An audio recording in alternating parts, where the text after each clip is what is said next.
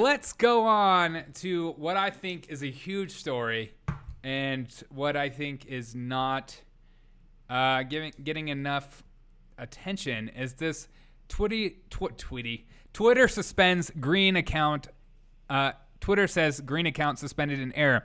This morning, I reported that Twitter suspended Greene's account while somebody was voting for her to be banned from Congress, from a Democrat from California, and I thought that was a huge deal.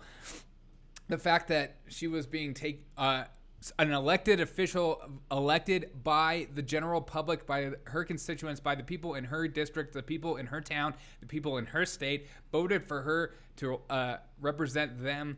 People from another elected official from another state, from the opposite party, was wanting to get rid of her, and while he was proposing it, Twitter was locking her down and not allowing her to speak in the moment. That is a huge deal. They're conspiring together. It's a fortification, if you will, to silence voices, and to say otherwise is to be ignorant of the facts presented. Let's read this. The Hill is one of my favorite sources I use. Not my only, obviously, but one of my favorite. Twitter says Greene account suspended in error, and that is huge because that error is totally BS, and they know it. Twitter on Friday said Representative Majorie Taylor Greene's personal account on social media was suspended as a result of error. Steven Crowder gets suspended as a result of error all the time. A lot of conservative voices get suspended as a result of error. The suspension led Greene's office to complain about the matter, arguing that the 12-hour suspension was done with no explanation or an alleged violation. Of course. A spokesperson on Twitter told The Hill in a statement an account was suspended in error. We used a combination of technology and human review to enforce Twitter rules across service. The spokesperson said, in this case, our automated systems took enforcement action on the account referenced in error. This action has been reversed, and access to the account has been reinstated after the push for her to be taken out. A statement issued by Greene had included a screenshot of the message sent on her personal account saying, we have determined that you have violated the Twitter rules, and so we are temporarily limited. That's what they do. When you need to speak up for your own voice, you need to have a voice, you need to represent yourself, and someone is making accusations against you, they will suspend you, they will stop you from being able to communicate with other people in the moment and just say it was an error. They always use this word error and saying, oh, it was an accident and we didn't really mean it. We do our best in these situations, even though it leans only on one side all the time and occasionally goes on the other side. But the moment when Taylor Greene could use Twitter to speak up for what's going on and how elected officials are trying to get her out, in that moment, she is not allowed to. It's very coincidence oriented, which is totally bullcrap, and they know it.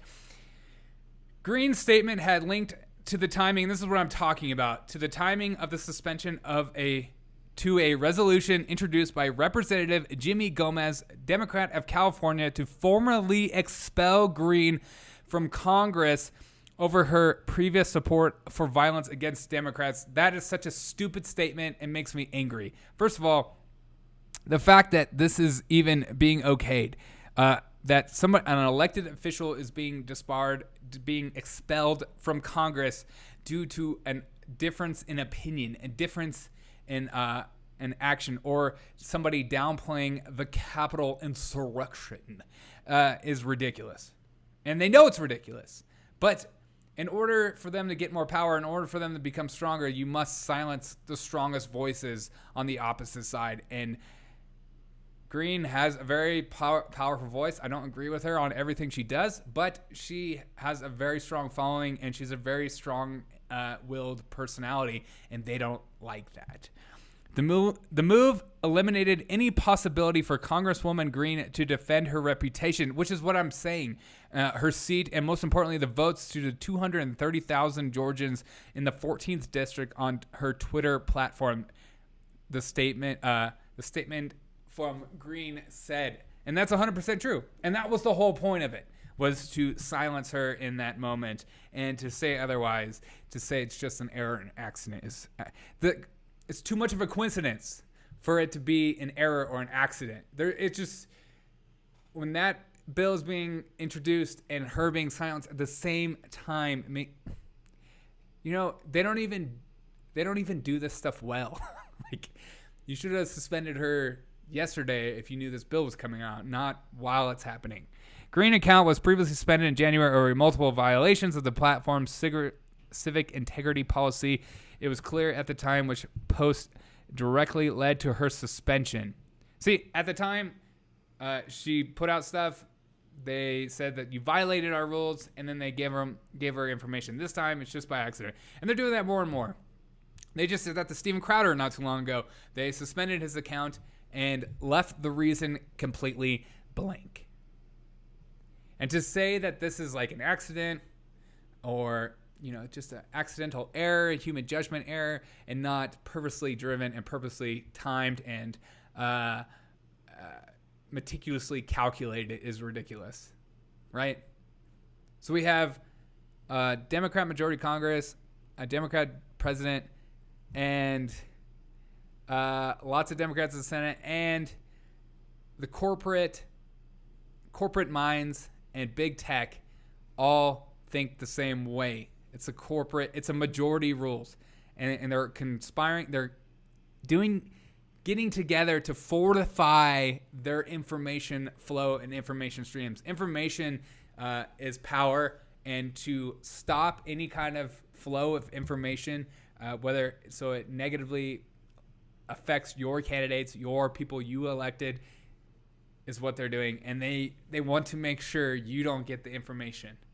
And it's really hard to sit back and watch with somebody like myself who doesn't have any power to help in any capacity, and only further annoys me of how the Republicans had all this time under Trump and they did nothing about this, and they just let it slide because they didn't see it as a big threat. And even Trump, when told, "Hey, you should join Parler or Gab or something," and supposedly Jared Kushner told him "Don't do that, just stay on Twitter." That's just dumb, just stupid.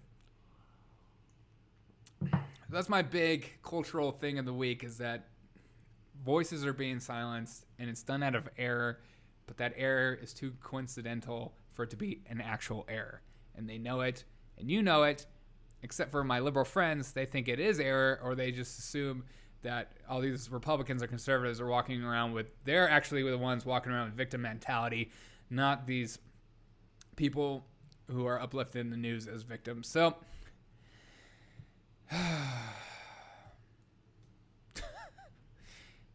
sometimes I just feel like this battle is, or this conversation is pointless because there's nothing I could do about it, but I think it needs to be said, and I think it needs to be read out loud, and I think it needs to be shown to you in your face, because some people honestly don't believe it. A lot of my liberal friends honestly do not believe in any capacity that big tech is silencing and censoring conservatives and conservatives only. And they think that that's just an argument that is like a talking point or some bullcrap from Fox News that is just not real. And it's so exhausting to see. And you can show them over and over and over again of countless things going on, and they don't care because the media has created a narrative, and the narrative is that a lot of these conservatives are actual extremists, and they're just as bad as the Taliban, and they need to be silenced. And so it's okay to do whatever measure necessary in order for them to silence them. And that's really, really sad. Even this whole Asian shooting up spas, which is terrible and sad and completely unfortunate and horrible, the media is still going with the narrative that this is a racist event. Even Trevor Noah on Comedy Central, which he's not a comedian. Just get it out there. I'm just going to say it. He's not funny. If you think he's funny, I'm worried about what you think is funny. But anyways, I watched the Grammys. I think he made me laugh one time, and I think it wasn't anything he said. It was just how he said it. Anyways, so. Well, see, I knew you thought it was funny. I don't think he's funny. Even in comedians in cars getting coffee, I thought his episode was so dumb. Anyways, the media narrative for this Asian shooting story is like, hey, he has to be racist. If he shot Asian spouse, so therefore it's racist. Oh, because it's a white guy doing it, so it automatically is racism. And to say otherwise is because you're racist. They're destroying the word racism because it makes no sense anymore. The police have come out and said this is a sex addict. This guy was depressed. He frequented these places that he shot up. So why would a racist go and be a part of that if they were so racist? The narrative they're trying to push doesn't make sense with the facts presented, but people buy into it because they assume that their audience is low information. People don't actually read the facts or look for the facts or look for the news. They just care about their internet personalities or their internet or their CNN profile or whatever time show they watch. Like Brian, reliable sources with Brian. This is all to say is to be an encouragement to you to continue to read and know what's going on in the world, and don't just use one source of news. Don't use one personality, because they could all show their biasness at some point, and it's just really conservative voices are being shut down and more sites are popping up, which is good. And yeah, I would love for you to tell me what you think. I know I know a lot of conservatives, like Rush Limbaugh, is like very optimistic no matter what's going on in the world, and sometimes I'm just not. When I saw the Chinese delegate was literally telling American diplomat, that Senator Blinken or whatever, that the United States has no power. No, they can't argue from a position of strength, because your election, people don't believe the election. They said something about how black people are being murdered all the time, and so they're reading into that media narrative, and they're saying it's true, and they see it as propaganda, and they love it. So it makes America look weaker, and they love that stuff. So they're gonna lean into that. And the senator, who's a Democrat, can't push back because he also believes that crap. So, and then Biden calls Putin a killer, and then Putin goes, "Yes, but would you like to have conversation on the internet and live stream it?" Which I would absolutely love to see. But the idea that Joe Biden is just too busy to meet with Putin is the biggest lie there is out there. It's almost like Twitter. It's an error that we accidentally suspended Greene's account. We didn't mean to. I promise. We didn't mean to, okay? Anyways, let me know your thoughts and your comments below. You can email me at theoneminutenews@gmail.com. I need to get a new email address. I changed my name to the Derek O'Shea Show. Hope you guys are liking the new name, liking the new content. I plan to go live more often, and I'll probably go live again soon. But that is my big story of the week. Twitter censoring an elected official while another elected official is trying to get her formally taken out of Congress. If that's not a big story, I don't know what is. And this is the Derek O'Shea Show.